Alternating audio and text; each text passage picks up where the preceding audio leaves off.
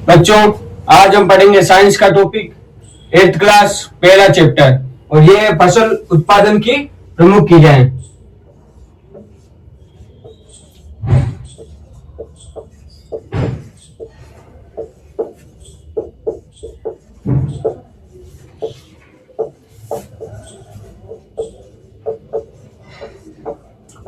मतलब इसमें एग्जाम में क्वेश्चन आता है ज्यादा तो पहले पार्ट में से कि फसल उत्पादन की जो क्रियाएं हैं उसके बारे में बताइए। तो उसकी क्रियाएं जो भी है अब हम पढ़ेंगे। पहला है मिट्टी तैयार करना।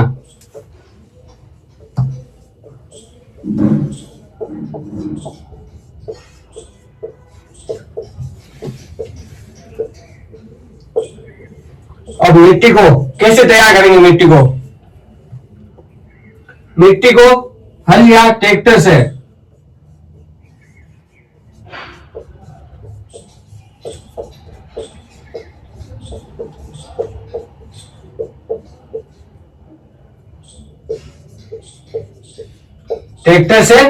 सही करेंगे।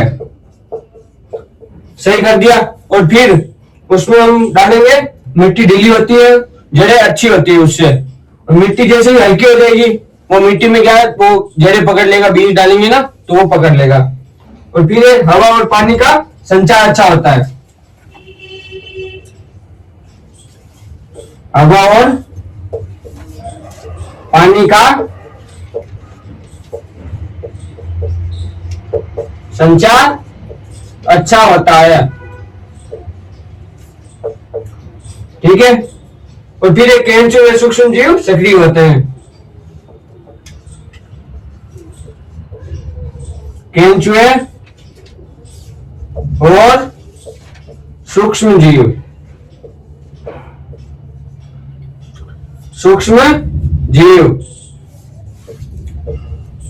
सक्रिय होते हैं। यानी कि जब फसल उगाएंगे तो वो कीटे नहीं पड़ेंगे उसके अंदर, अच्छी फसल उत्पादन होगी। और फिर दूसरा है, पहला हो गया मिट्टी को तैयार करना, फिर दूसरा है बीजों का चयन। अब बीजों का चयन कैसे करेंगे? बीज अपने को अच्छी क्वालिटी का लेके आना है। कोई अलगा होता है जैसे कि 5 रुपए किलो, 7 रुपए किलो। कोई बढ़िया क्वालिटी का होता है जैसे कि 15 रुपए किलो, 20 रुपए किलो। अच्छे स्वस्थ और रोग मुक्त बीज चुने जाते हैं, यानी कि अच्छे और रोग मुक्त।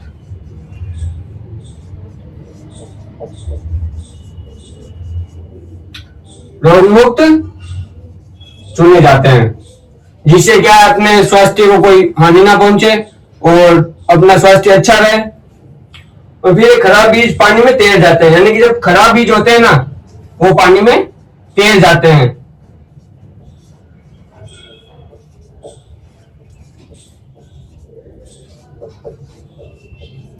ठीक है।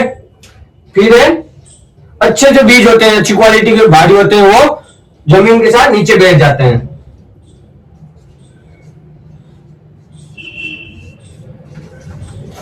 अच्छे बीज नीचे बैठ जाते हैं।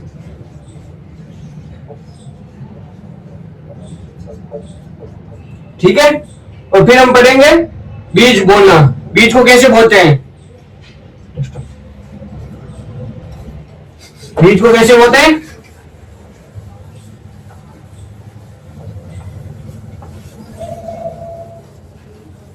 बीज को कैसे बोलते हैं? सही कह रहे हो, दूरी पर बीज बोना जरूरी। तीसरा है बीज बोना। अब इसको जो बीज बोते हैं तो सही जगह और गहराई, यानी कि गहराई हिसाब से होनी चाहिए। अगर ज्यादा गहरा कर दोगे तो वो उगेगा नहीं। हिसाब से गहरा होगा तो पानी अंदर तक जाएगा, जड़ों में सोख लेगा। और फिर बहुत पास पोषण की कमी, यानी बहुत पास बोना है जिससे क्या है थोड़ा संतुलित हो जाए और जड़ों आसानी से पानी सोख सके।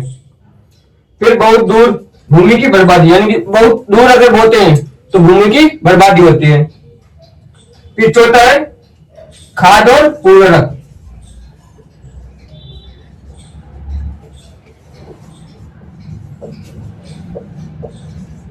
ठीक है।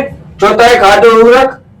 इसमें पौधों को पोषण देने के लिए, यानी पौधों को पोषण कैसे देते हैं? पौधों को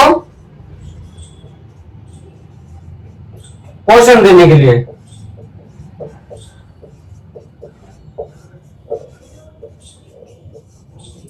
अब पौधों को पोषण कैसे दे दिया? जैसे कि पानी डाला और उसमें सूर्य के पानी डालेंगे तो सूर्य के प्रकाश से भोजन को अवशोषित कर लेगा और उसको भोजन बन जाएगा।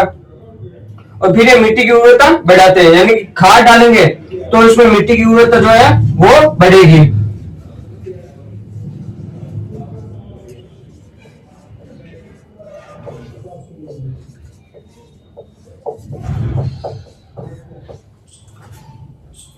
और फिर खाद खाद कैसा होना चाहिए? आप लोगों को पता है खाद कैसा होना चाहिए? खाद होना चाहिए प्राकृतिक खाद। एक तो होता है प्राकृतिक होता है,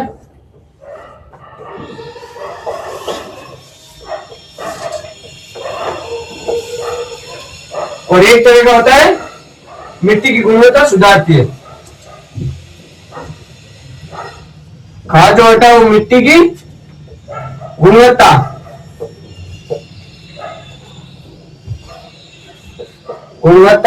सुधारता है। जैसे कि मिट्टी अच्छी होती है और उसमें थोड़ी जीवों की मात्रा वो शुद्ध कर देता है, जीव नहीं पड़ते उसके अंदर, कीड़े नहीं पड़ते। और फिर उर्वरक उर्वरक क्या होता है? ये खाद जैसे होता है जिसमें क्या कीड़े मकोड़े ज्यादा पड़ते हैं तो फसल खराब कर देते हैं, इससे क्या फसल ज्यादा खराब नहीं होती। और इसमें एक रासायनिक होता है, कौन सा होता है? रासायनिक। और फिर कौन सा होता है? जल्दी असर करने वाला।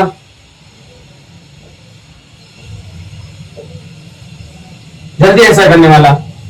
तो इसमें दो तरह के उर्वरक आते हैं और दो तरह के खाद आते हैं।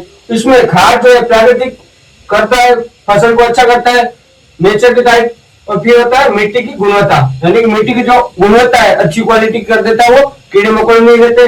फिर उर्वरक रासायनिक होता है और जल्दी असर करता है, जिसमें कीड़े मकोड़े जल्दी मर जाते हैं।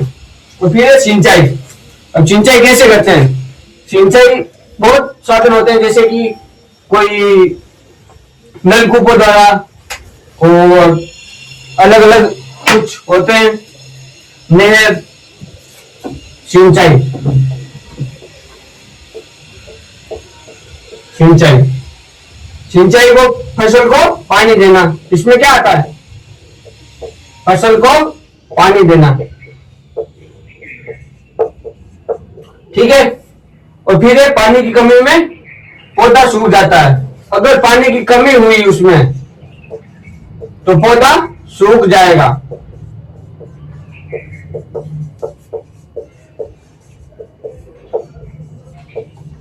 पौधा सूख जाता है। और फिर अगर सिंचाई करनी है तो सिंचाई के तरीके कौन कौन से होते हैं? सिंचाई के तरीके होते हैं नलकूप और कुआं और नहर, और फिर ड्रिप इरिगेशन।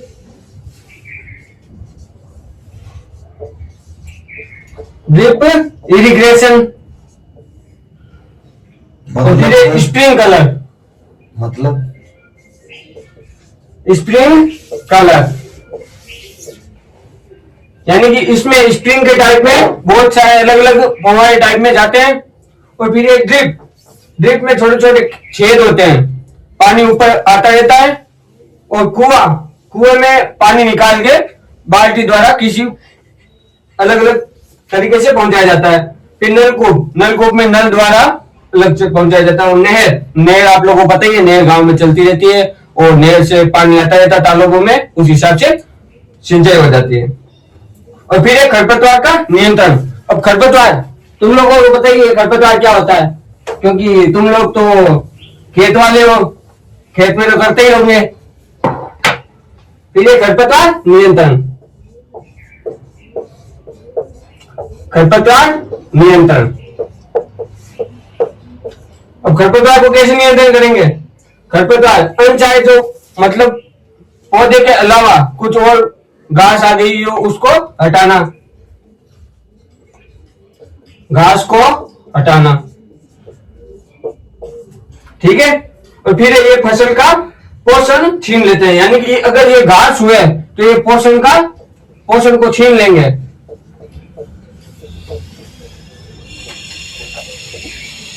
ठीक है।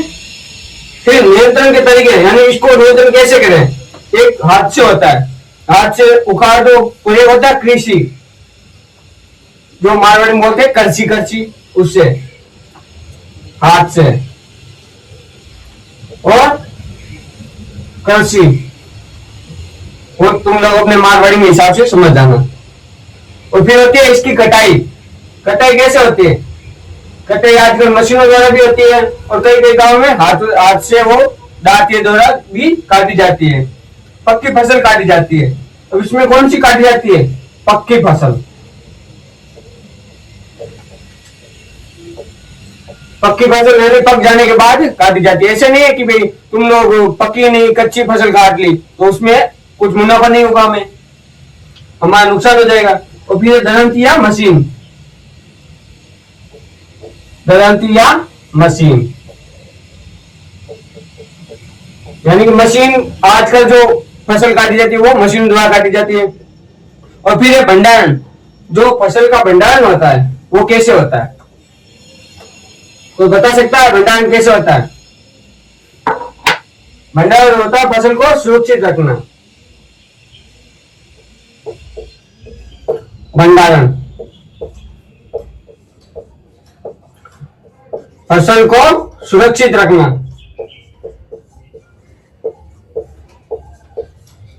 यानी कि बहुत दिनों तक अगर फसल खराब नहीं रखनी है तो उसको भंडारण में सुरक्षित रख दो। जैसे कि जब मंडी में कोई भाव कम आ जाते हैं तो मंडी में ज्यादा भाव आए तो वो लोग बेचते हैं, किसान ज्यादातर यही करते हैं, स्टॉक में रख देते हैं।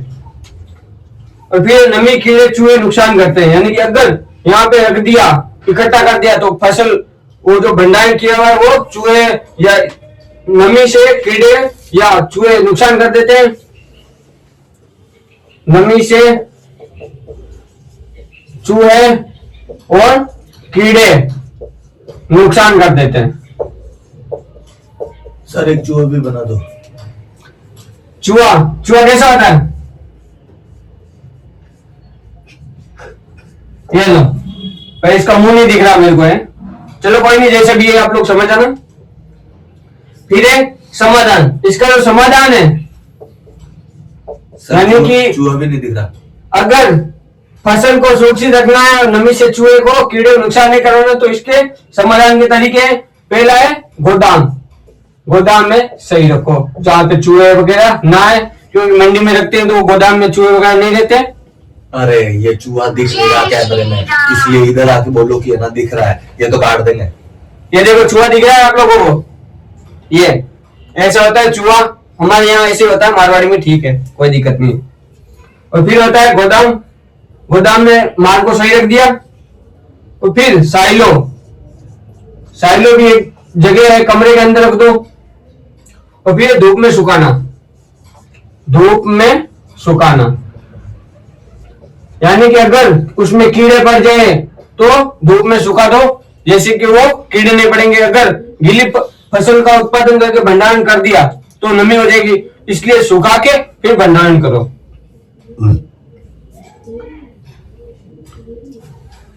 और फिर है खरीफ और रबी की फसलों में अंतर लिखिए, यानी खरीफ की और फसल और रबी की फसल क्या होती है पता है आप लोगों को? ये क्वेश्चन तो हो गया हमारा जो 8th क्लास में इंपॉर्टेंट है बोर्ड में, इसलिए आपके लिए मैं लेके आया हूं। और दूसरा प्रश्न है खरीफ और रबी की फसल में, रबी की फसल में अंतर, ठीक है। और अब हम यहां लिखेंगे आधार। और फिर है खरीफ की फसल, और फिर है रबी की फसल। अब बोने का समय,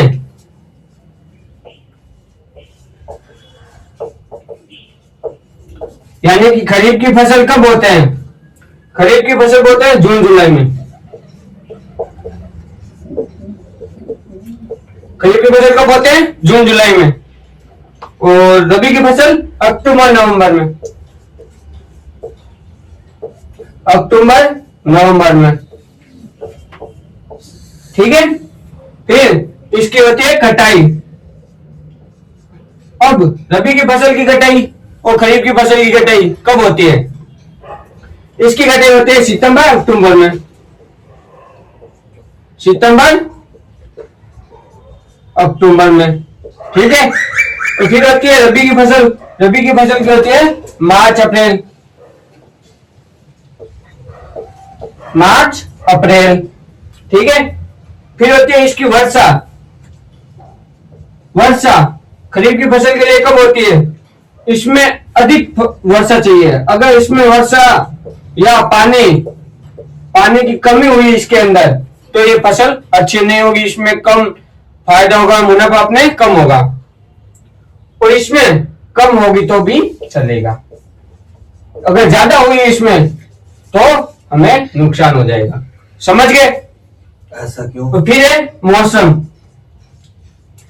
अब मौसम कैसा चाहिए? मौसम होता है बरसात। इसमें बरसात का मौसम चाहिए, जिससे वो अधिक टेम्परेचर से या कम टेम्परेचर में फसल को सही करना।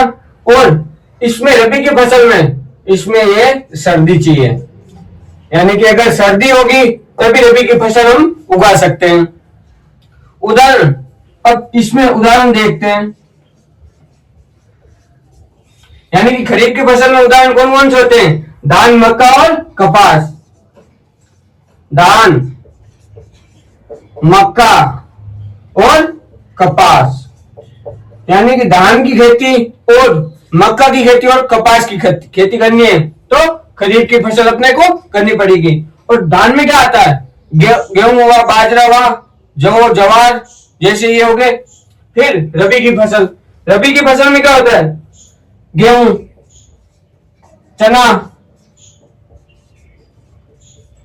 और सरसों।